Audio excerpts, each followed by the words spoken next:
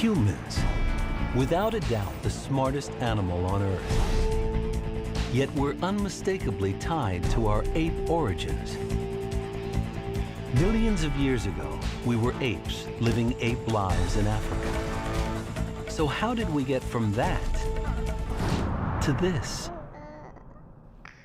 What happened? What set us on the path to humanity? The questions are huge, but at last, there are answers. More than 6 million years ago, we took that first step to separate from the apes. We see the launching of the career that ultimately led to Homo sapiens. And 3 million years ago, we see the roots of our big brain begin to take hold in a tiny creature, more like a chimp than a human.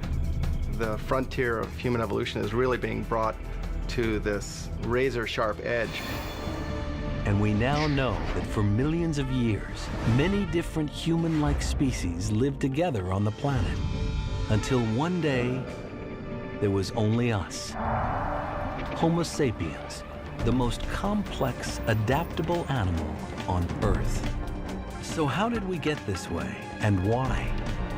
A radical new theory reveals how episodes of cataclysmic change forced our ancestors to adapt or die.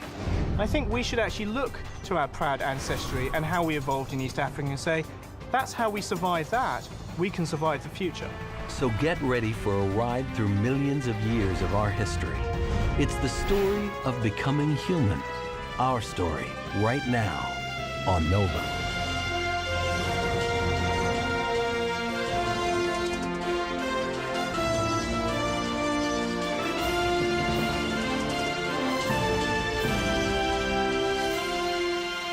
Major funding for NOVA is provided by the following.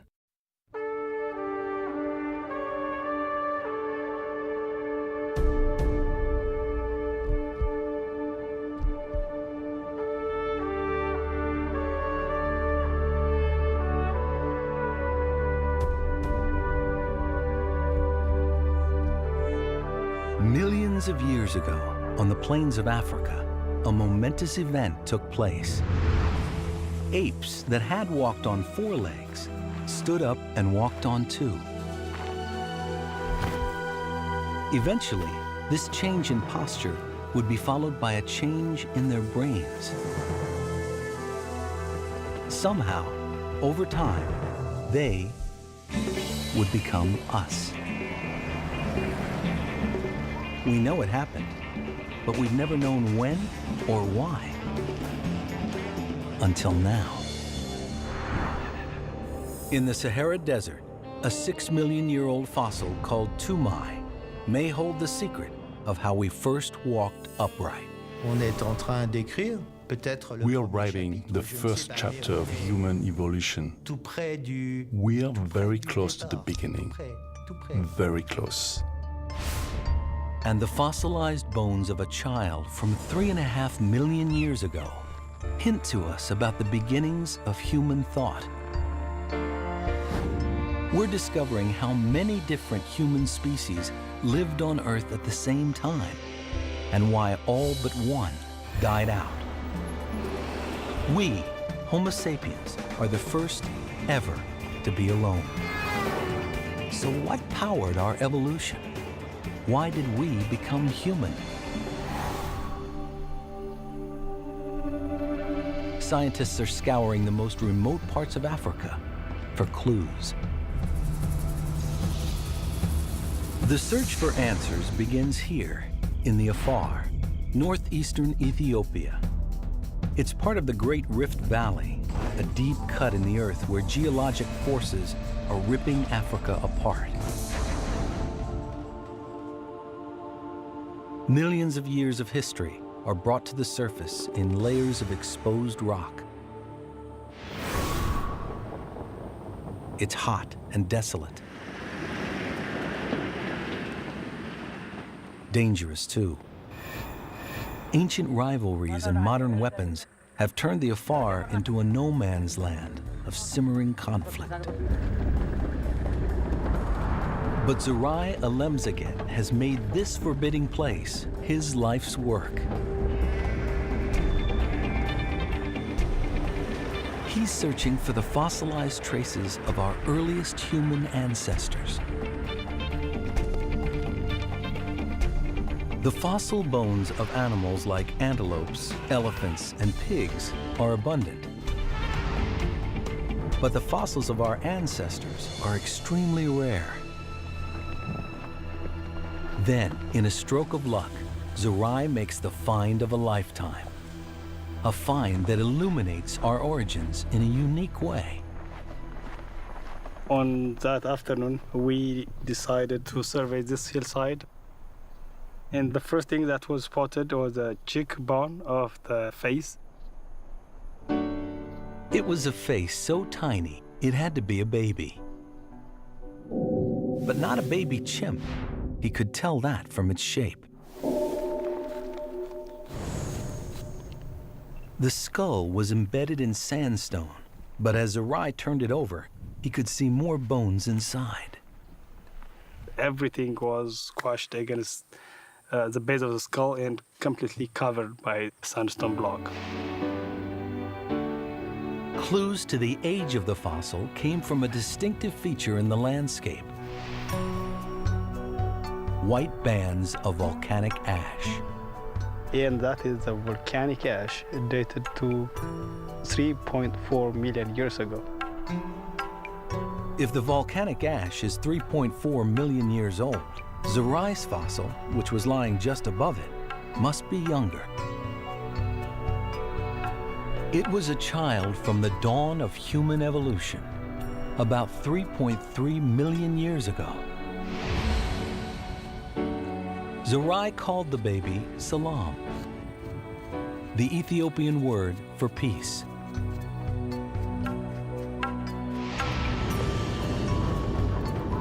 Then he set off on a quest to unravel her many mysteries.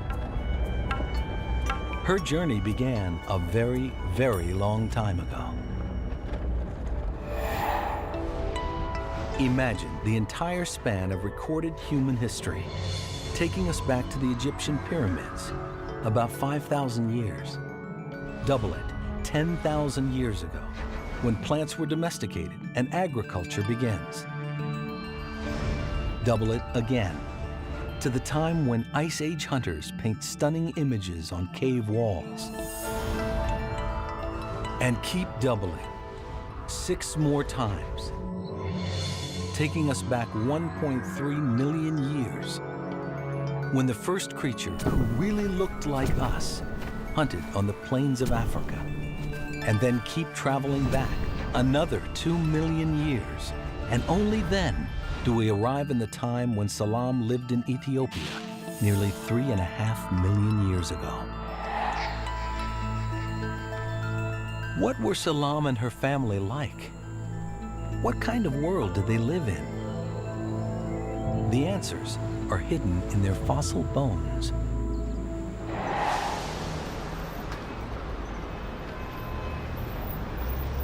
Addis Ababa, Ethiopia. Zerai's home. He's one of a whole new generation of African scientists trying to unravel the mysteries of human origins. Zerai has brought his precious fossil here to the National Museum. His challenge is to release her from the tomb of sandstone in which her bones are encased. He quickly identifies her. She's from a species considered by most scientists to be an ancient ancestor.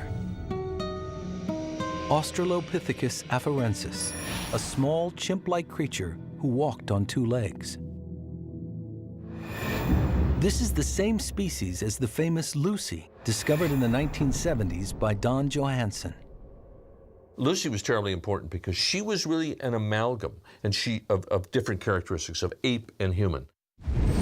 I think specimens like Salam and Lucy are extraordinary simply because you can look at them and see evolution in the making. But seeing evolution in the making will take some work. Salam's fossilized bones are solid rock, held together by a mesh of soft sandstone. it has to be painstakingly removed. He spent hours and hours and days and years, and then removes the sand grains, grain by grain, working every day.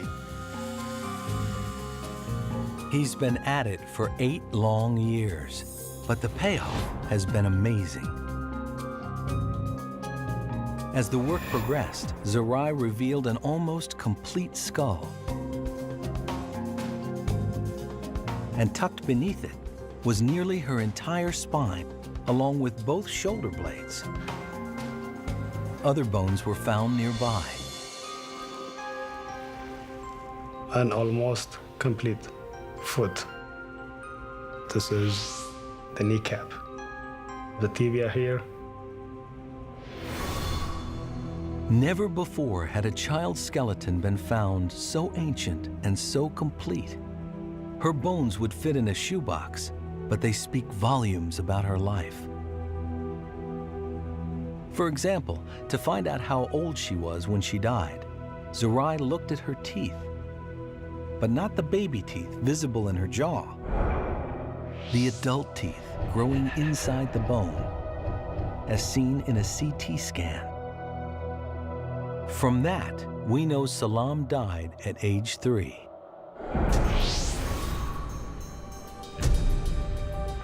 Like Lucy, she testifies to a crucial step in our evolution. Unlike apes, these creatures walked upright, as the first fossil Don Johanson found clearly revealed. It was sticking out of the ground like that. And I gently tapped it with my sneaker, and this is what fell out of the ground. And it is this is the top end of your shin bone. So the kneecap would sit right in here. And very close by, in 2 pieces, I found this bone. And when you put them together, and you see how they move and articulate, then it has all the hallmarks of an upright person. Other bones confirm that Lucy walked on 2 legs, like us. This is Lucy's pelvis, and and you can see how different a chimpanzee is, and the reorientation of these hip bones. In a chimp, they're facing straight forward. So this is what everybody's sitting on in their living room right now. So they're not identical, but clearly these 2 resemble each other much more closely, right? Than either one of these resembles the pelvis of an ape. From the waist down, Lucy was like us. From the waist up, she and her kind were all ape. Salam's skeleton is the same, with chimp-like shoulder blades giving her the range of motion needed for climbing and swinging. These ancient creatures must have spent time in the trees, possibly sleeping there at night to keep away from predators, but walking upright on the ground during the day. They were at home in 2 worlds. What was their environment like?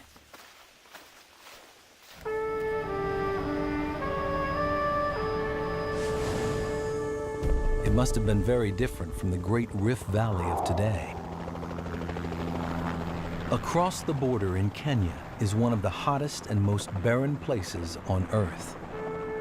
A vast expanse of volcanic rock and burning desert. That's how it is now. But there's good evidence that for most of its history, it was very different.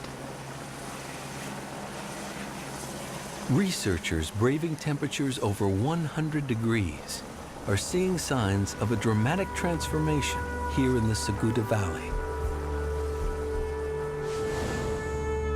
The Suguta Valley was entirely covered in water, up to an elevation of about 580 meters. So you can imagine that all this valley was filled by a huge lake. A huge lake that's deeper than any of the Great Lakes. In fact, the entire African continent used to be a lot wetter than it is today. Many millions of years ago, Long before Salam and Lucy, Africa was a wet tropical environment covered with rainforest.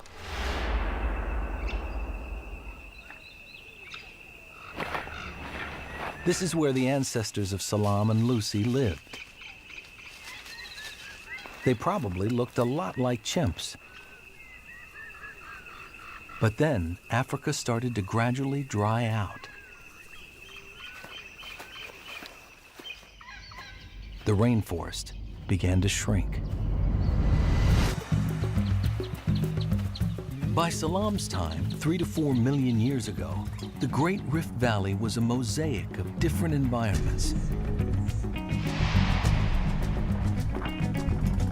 We know that from the fossils of the animals that lived here.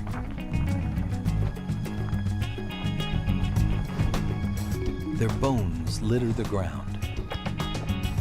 This is a canine of a hippopotamus. So this is probably a skeleton of a hippopotamus. How can one find a hippo in this type of environment? Being nice antelope. The fossils tell the story of a vanished landscape. This is a lower jaw of an antelope. 3 million years ago, the Rift Valley was a patchwork of grassy plains, scattered woodlands, lakes, and rivers. Definitely very different from what we see here today. Wow, a nice pig here. As their environment changed, scientists believe our ancestors changed too. They had been creatures who spent most of their time in trees, like chimps and orangutans today. But as their forests shrank, some of them developed the trait that we take for granted: bipedalism, walking on 2 legs. This is one of the defining characteristics of humans. But how did bipedalism develop, and why? Bipedalism is such an unusual trait. There's no other mammal that habitually walks on 2 legs like we do. Because it's unique, it's hard to figure out why it happened. There are a lot of theories. One of them is that they stood up to be able to see over tall grass. Another theory, they stood up to be able to pick fruits off of the low branches of trees, the way chimpanzees do today. Another theory states that they stood up to cool more efficiently so that we don't have as much sun beating on so much of our body. And I think the most compelling idea, the most compelling hypothesis is that it saved us energy. And energy is crucial to survival.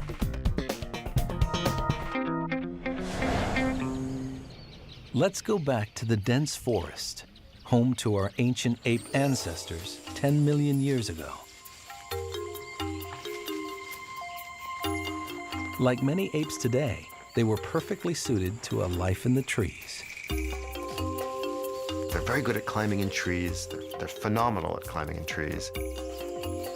On the ground, these ancestral apes could probably walk on 2 legs for short distances if they had to carry something. Fantastic climbers, but also able to walk and run rapidly and effectively, but not economically. Walking was tiring, but they didn't have to walk far. But if you're a chimp and you only walk 2 to 3 kilometers a day, it doesn't really mean much, right? It's not going to have that much of an effect on your energy budget. But energy demands would change as the forest started to disappear. Our ape ancestors had to walk more. They have to go farther to get from one fruit patch to another fruit patch, for example. Dan Lieberman is an expert on bipedalism. He believes that walking on 2 legs evolved because it saved energy. When you compare the energy consumption of humans to chimps, there's no contest. A chimp is an energy glutton. It spends an enormous amount of energy, about 4 times as much energy as a human walking. Whether it walks on 4 legs or 2, a chimp can't compete with the human gait. It's poorly designed to withstand the forces of gravity. It has to spend a lot of muscular effort to keep itself from collapsing into a little pile of chimpness or whatever with each step. According to Lieberman, small anatomical differences created large energy savings, setting our ancestors on the path to bipedalism, a path that would eventually lead to us. But how long did it take? When Lucy's kind were first discovered, many people thought they were the so-called missing link between apes and humans. But the science of genetics has transformed our understanding with a technique called the molecular clock. Today, scientists can compare DNA from closely related species to find out how long ago they split from a common ancestor. It's just a very simple idea that the rate of change in DNA sequences is more or less constant over time. And that's an extraordinarily powerful concept because it means that you have a way of determining when two species last shared a common ancestor. Living forms evolve because DNA sometimes spontaneously changes as it copies itself. These changes happen at a surprisingly regular rate. By counting the differences between the genetic code of chimps and humans, we can calculate how long they've been evolving away from each other. The dates that one almost always gets are around 5 to 7 million years ago for when humans and chimpanzees last shared a common ancestor. Here was proof that humans diverged from the apes much earlier than we thought, about 6 million years ago. It shows Lucy and Salam weren't one step removed from chimps, but many. They may even be closer to us than to the first human ancestor. So what came before Lucy and Salam? Who was our earliest ancestor?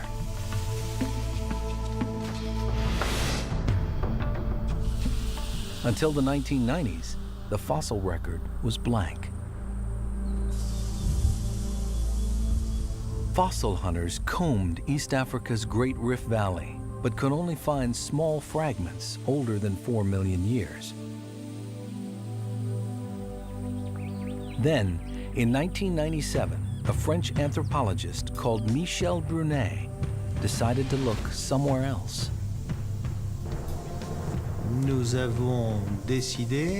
We decided to go to Africa, but to the west. To the west of the Great Rift. 1,600 miles to the west, at the edge of the Sahara Desert in northern Chad. Obviously, if you only go to the field in East Africa, then you are going to find fossils only in East Africa. This was the situation. Michel was looking in a place where the few animal fossils he turned up were all around 6 million years old.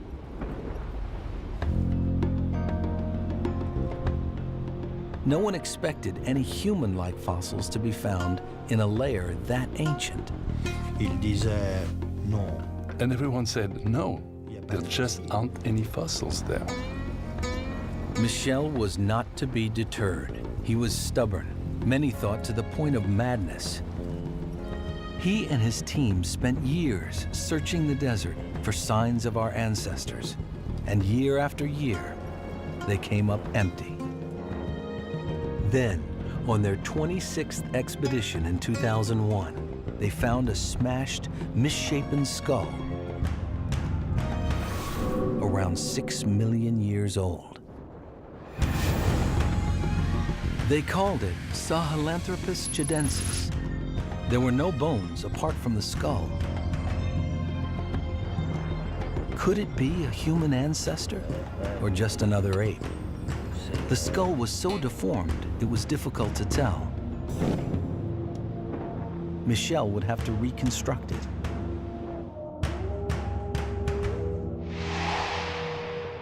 His first step was to take the skull, now nicknamed Toumaï, to a particle accelerator in Grenoble, France, to use its powerful X-ray scanner. Over 1,000 pictures of the fossil were taken to build a 3D image of the crushed skull. Using the virtual image, the skull could be restored to its original shape. It was then reproduced by a type of 3D printer equipped with lasers which hardened plastic. When it finally rose from its bath, the cast of Toumaï's skull was ready for detailed study.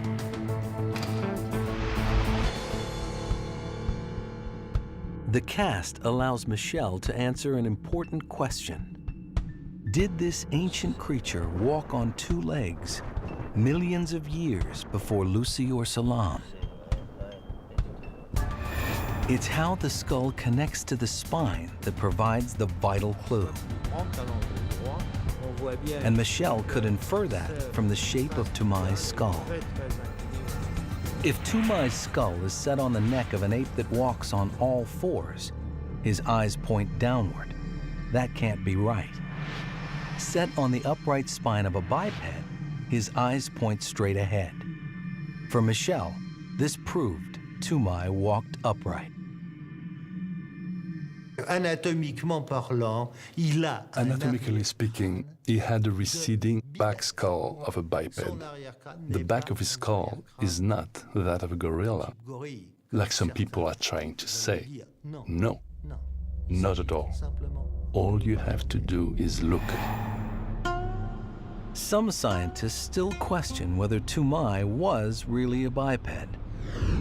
But if Michel is right, his 6-million-year-old fossil is a good candidate for the first human ancestor.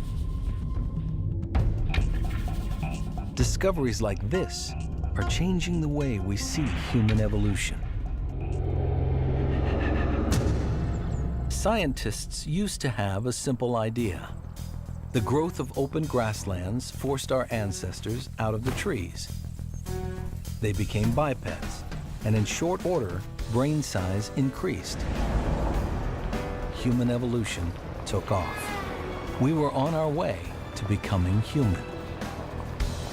That simple idea prevailed for more than a century. Darwin thought that we left the trees, walked on the ground upright, freed our hands, made tools, got big brains, reduced our canines, and so on, all at the same time. But walking upright may not have automatically led to big brains at all. From Toumaï to Salam, both bipeds, brains stayed small. And they weren't the only ones. Over millions of years, there was a profusion of upright walkers with complicated names and chimp-sized brains, like Auroran tuganensis. What we're seeing is a fluorescence of species, multiple species. They're probably subtly different from each other. Ardipithecus ramidus. But it's important to recognize that there are not major differences among these species. Australopithecus africanus. They were all bipeds, big snouts, more or less chimp-sized brains. Kenyanthropus platyops. This way of life, this suite of adaptations, lasted for millions of years. Small-brained bipedal apes were extremely successful. Debates rage among scientists about which one eventually led to us. But as a group, they flourished for about 25 times longer than we've been around. They survived and thrived as brain size flatlined for almost 4 million years.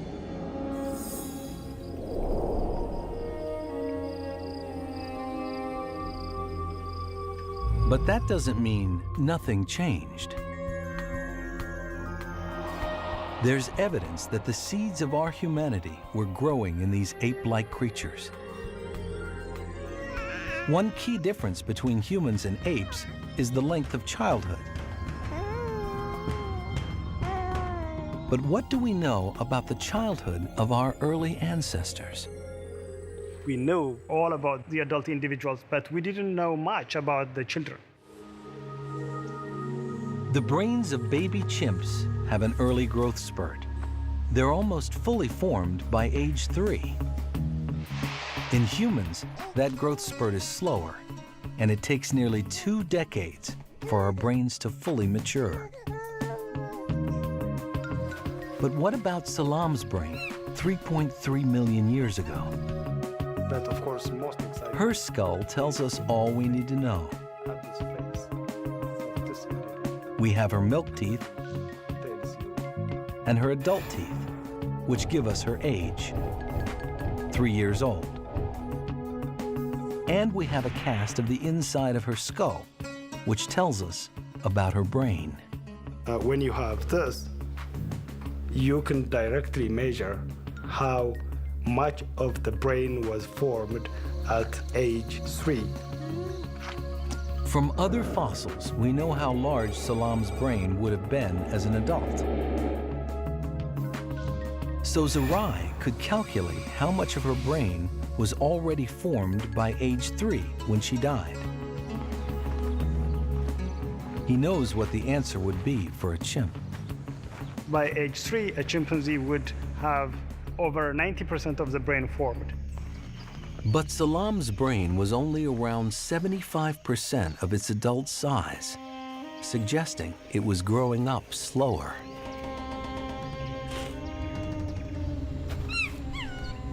Childhood would have been her time to learn the survival strategies her family group needed to live in a dangerous world. Perhaps this set the stage for our longer human childhood when culture is handed down. But is there any other evidence Salam's brain was becoming more human and less ape? To find out, compare a human brain to a chimp's. This is the brain of our closest relative, the chimpanzee brain. Slightly larger than you would expect of a typical primate for their body size, not greatly so. But there's a difference. Scientists look for clues to the evolution of the brain in the folds and furrows on its surface. One important structure is called the lunate sulcus. In chimpanzees, as in many primates, there's this big, deep sulcus here, the lunate sulcus. The lunate sulcus is a deep furrow in a primate's brain. It divides parts of the brain related to vision from the rest of the neocortex, which is where more complex thought happens. The human brain doesn't have this deep furrow, and the neocortex is bigger than the vision structures, which have moved far to the back. So did Salam have the deep furrow and small neocortex of a chimp, or had something changed? Brains don't fossilize, but her remarkably complete skull provides a way to see some of the different structures of her brain. A cast of the brain case, called an endocast, preserves the impression of the brain's surface. Ralph Holloway has a collection of 300 brain endocasts from many of our ancestors. What a paleoneurologist like myself will be looking for are those indications on the endocast that might suggest reorganization taking place. And that's why things like the so-called infamous lunate sulcus becomes important. Ralph claims that as chimp-like ancestors evolved into creatures like Salam and Lucy, the lunate sulcus, the furrow marking the vision structures, moved back, making room for a larger neocortex, the thinking part of the brain. If you look carefully, what you've got here is a depression that could very likely be the lunate sulcus. And so that suggests then by Australopithecine times that you're having a beast that is simply smarter than present-day chimpanzees. If that's the case, although still the size of a chimp's, Salam's brain had been rewired. But there was a long way to go.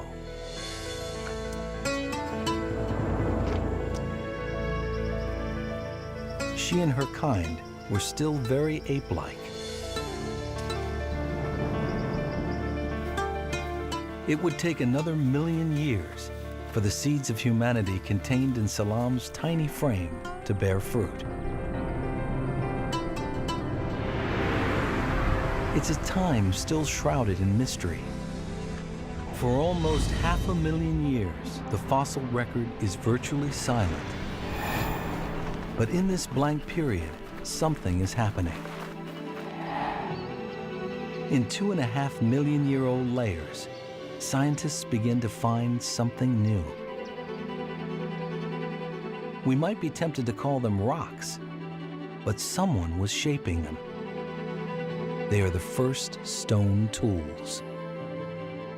The way we know this is a tool instead of just a broken rock is that it's broken in a very particular way, breaking a flake off this way, this way, back and forth. So there is a method behind how this rock was broken in order to make it into a tool, and it's not a random method.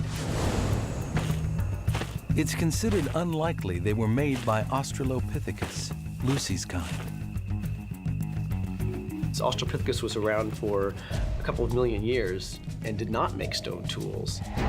But if not Lucy's kind, then who? The gap in the fossil record makes it difficult to say. But that's not surprising. Tools preserve easily. Bones, much less so. Finally, the skulls of a new creature begin to turn up. Is this the toolmaker?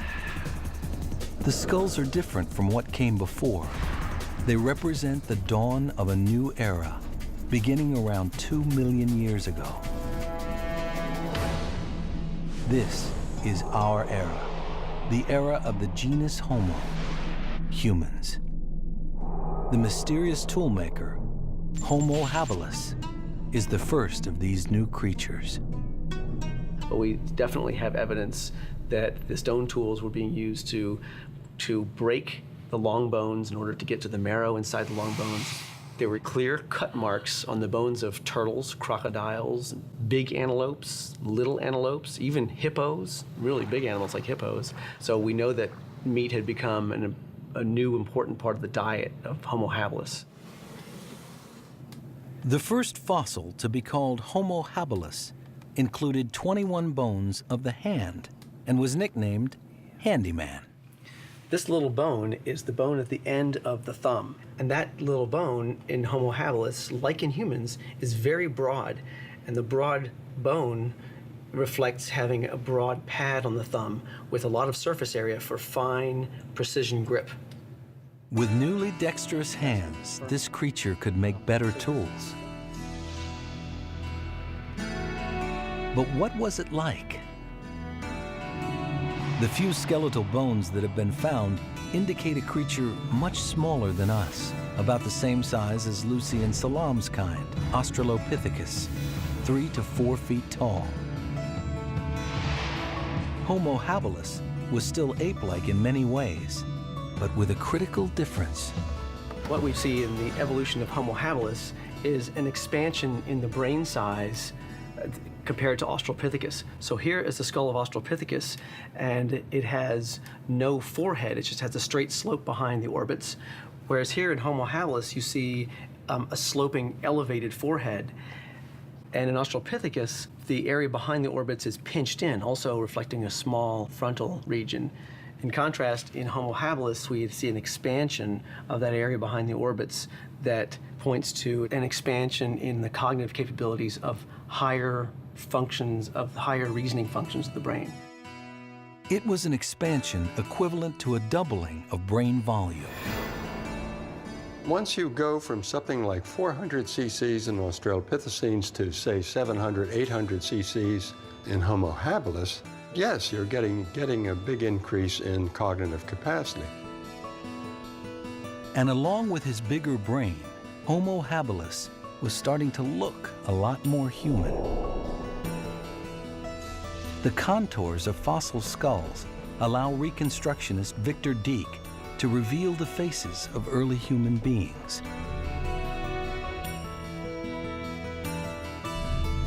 Gone is the projecting snout of an ape. In Homo habilis, the face of humanity is emerging.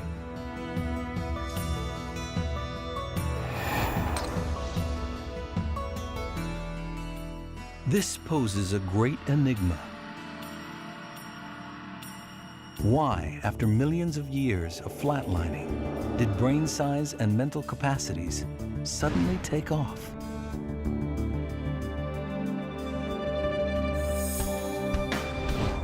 Two million years ago, what jump-started human evolution?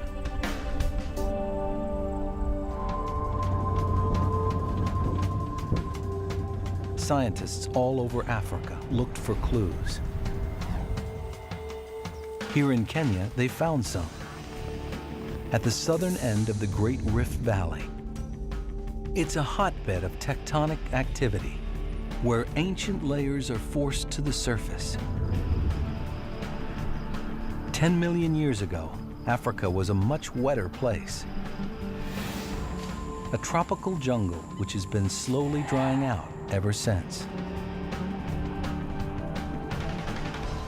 But these rocks in Kenya show that Africa's gradual drying trend was punctuated by bursts of wild climate fluctuation. Rick Potts is an expert in reading the rocks. This layer right here represents about 1,000 years of environmental stability, but then we had an abrupt volcanic eruption, and then the lake was around for perhaps 500 years before a drought, and the lake came back. So in some cases, we saw this through layer after layer of environmental change. With his trained eye, Rick could see some layers were once lake beds, others desert sands. Still others came from volcanic eruptions, a snapshot of 1 million years of climate history. This observation led him to an amazing new idea: rapid change as a catalyst for our evolution. And I began to think that, well, maybe it's not the particular environment of a savanna that was important, but the tendency of the environment to change. Could it be that the need to survive violent swings of climate made our ancestors more adaptable? A group of scientists has come here from Germany to find out just how radical these swings of climate really were. It's hard to believe, but these huge rock formations are made of the shells of tiny one-celled organisms called diatoms. There are many different kinds, but they all live in water. Their shells collect in layers of rock that pile up over millions of years, proving that this whole valley was once a giant lake. Annette Junginger analyzes these rock samples under the microscope.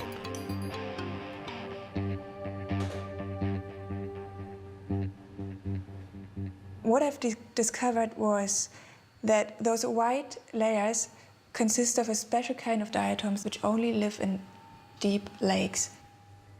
But between the white layers, she also finds other species of diatoms which only live in shallow water. It means that in this spot, a massive lake appeared and disappeared and reappeared many times. These lakes are really significant. These are not small little ponds. And what we've been able to document now is a series of lakes that are cycling. When we're talking freshwater lakes, the size of Lake Victoria, filling the whole Rift Valley and then disappearing. Enormous amount of water rushing through this area. This constant flux of turnover, of change. An awful time to live here. It's not just a unidirectional change, it's going back and forth. Against the backdrop of a slow drying trend, Africa was periodically pulsing with climate change. Wet, dry, then wet again, sometimes in the space of 1,000 years. Punishing drought alternated with storms and monsoons. Rivers and forests sprang up, then turned to dry grassland, all in the evolutionary blink of an eye. So we have a complete change of our ideas, from this slow drying out to this incredible change between wet and dry, wet and dry. What effect did that have on our ancestors? Could these periods of climate instability be the key to understanding the evolutionary leap from small bipedal apes to the larger-brained toolmaker, Homo habilis? To know that, scientists needed a detailed record that went back further than the diatoms, way back to the time when Homo habilis was evolving 2 million years ago. That's only found in one place, under the ocean. Layers of deep-sea sediment tell a story that goes back millions of years. They have to be drilled from the ocean floor. At his laboratory in upstate New York, Peter Domenico keeps thousands of columns of sand, silt, and rock, a library of ocean cores.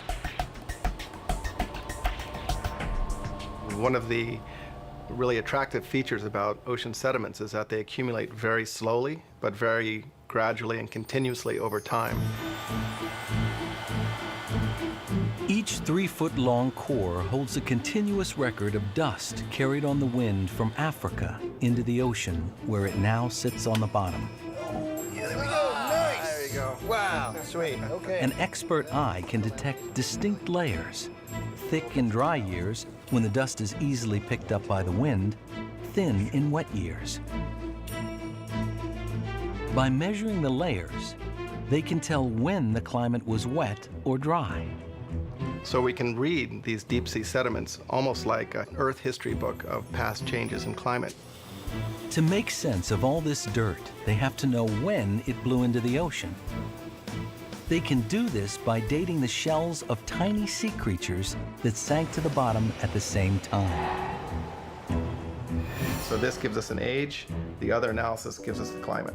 Yeah, there we go. Nice. Peter took this finely detailed climate diary and compared it to the grand arc of our human evolution.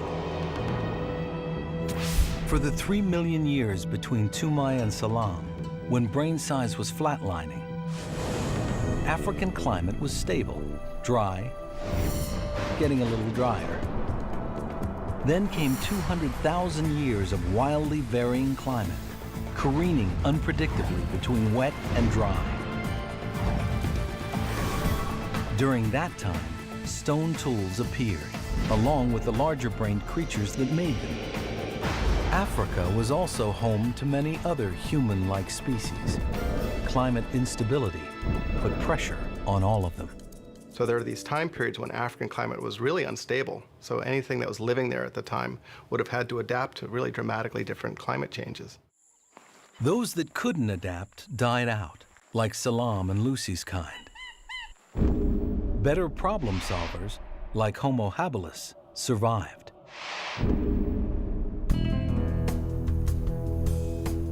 The new discoveries about ancient climate upheavals in Africa have led Rick Potts to formulate a bold theory of human evolution. The traditional idea we have had about human evolution is that it was the savanna, the grassy plain with some trees on it, that was the driving force. But instead, what we've discovered is that climate changed all the time. And so the idea that we've come up with is that variability itself was the driving force of human evolution, and that our ancestors were adapted to change itself. It's a simple but revolutionary idea. Human evolution is nature's experiment with versatility. We're not adapted to any one environment or climate, but to many. We are creatures of climate change. I think we should actually look to our proud ancestry and how we evolved in East Africa and say, that's how we survived that. We can survive the future.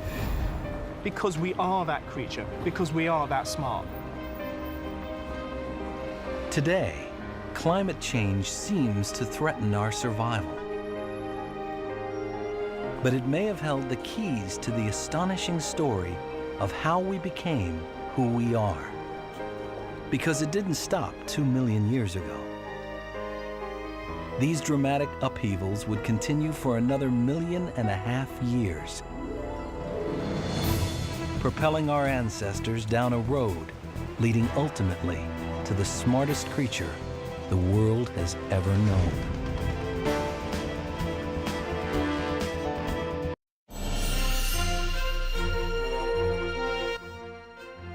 Over 4 million American children are taking behavior-modifying drugs. Are they safe? Effective? Are these drugs the only answer? Stay tuned for The Medicated Child on Frontline, next at 8, here on MPTV HD10.1. Or call 1-800-PLAY-PBS.